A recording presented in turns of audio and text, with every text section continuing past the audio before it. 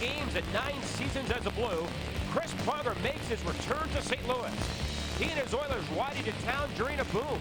After a shaky start, they have won 4 straight, including an overtime win last night in Detroit. The team Pronger returns to is much different than the one he left. The Blues are mired in one of their worst starts in team history, but it's not due to a lack of scoring. They're averaging over 3 goals a game. Can the Blues cap the Oilers? The game is next on FSN.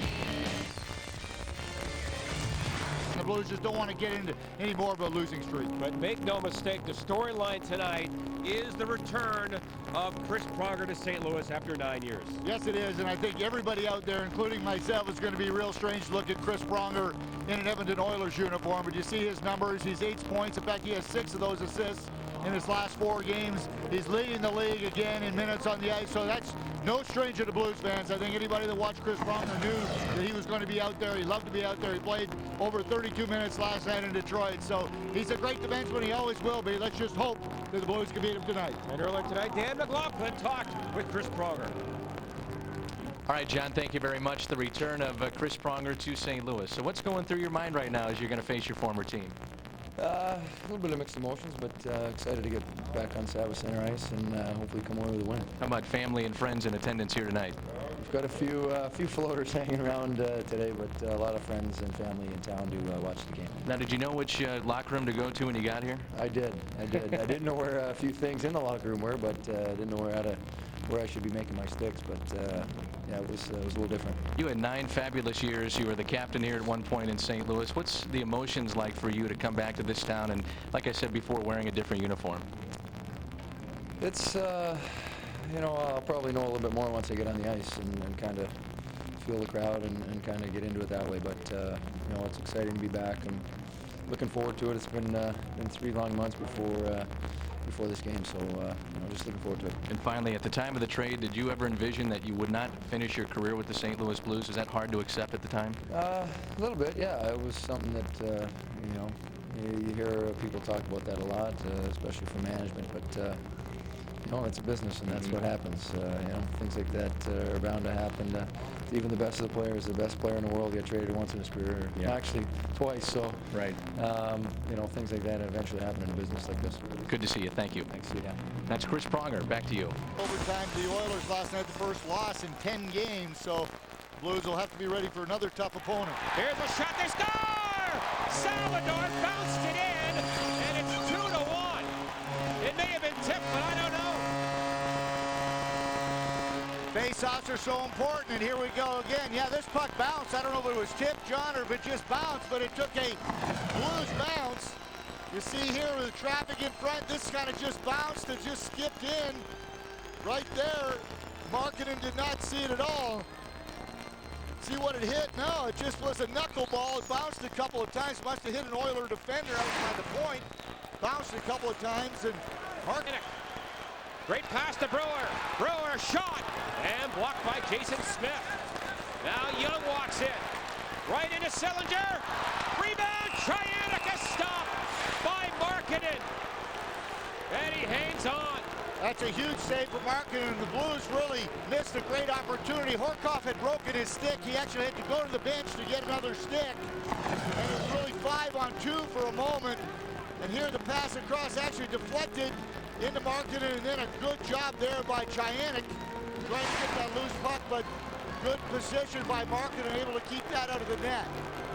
In there, his second of the night. Look at this, wide open, and a power play goal. And we have a fight right off the face-off. Mayers and Morrow tumble to the ice. Jamal Mayers and Ethan Morrow.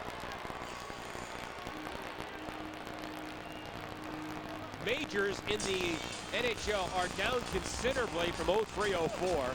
In the month of October, there were 133 majors.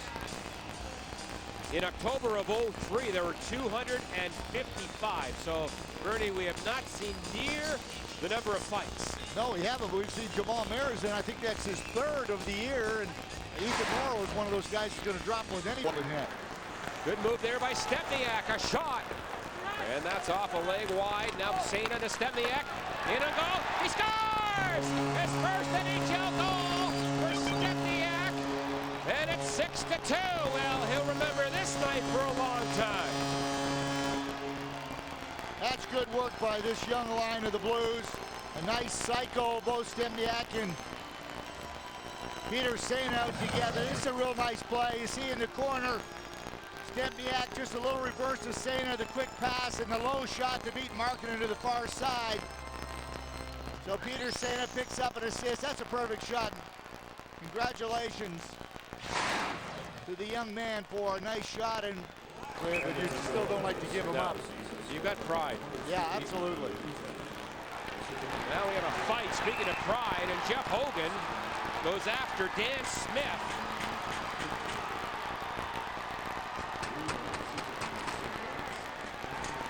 And he gets him down.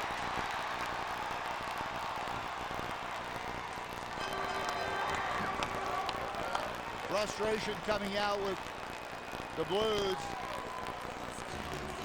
As Jeff Hogan not happy with the situation. Obviously no one on the Blues benches, so a little extra adrenaline over in the corner. Chris Pronger is pretty laid back about his return to St. Louis. I'm sure once I get my jersey on and get out on the ice, I'll feel some butterflies. Pronger and his team arrived late last night.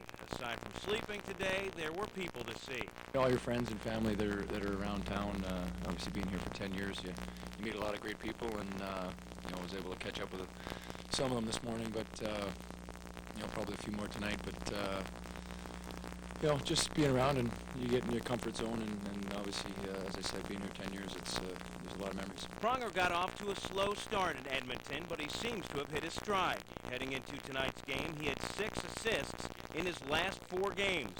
All 4 were Edmonton victories.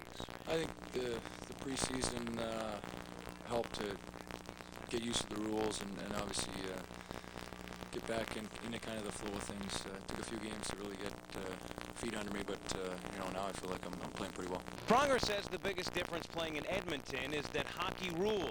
It doesn't play second fiddle to other pro sports like it does to Cardinals baseball in St. Louis. From McGuire and Pujols all the way down the line with the notoriety and whatnot, and it's very similar to hockey in Edmonton and the Oiler hockey there. It's kind of a lifestyle there.